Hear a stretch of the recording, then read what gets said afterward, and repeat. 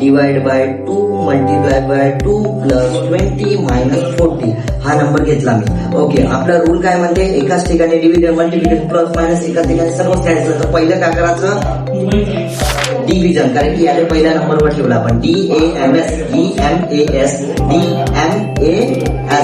D for division multiplication addition subtraction. पहिले division. तर division कुठं दिसत आहे, कुठं दिसत आहे, हा इथं. तर कोणते दोन नंबर पकडू, हा हे दोन, या दोघांना असं अंडरलाईन केलं तरी चालते.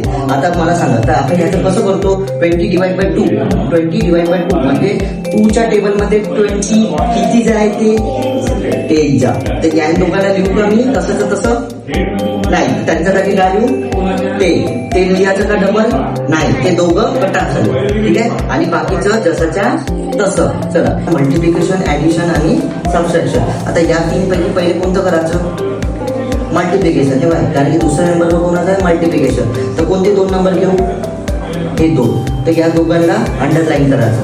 10 2 जा 20, तर 20 लिहू बाकीला मायनस. तर काय करू, पहिले प्लस ऍडिशन.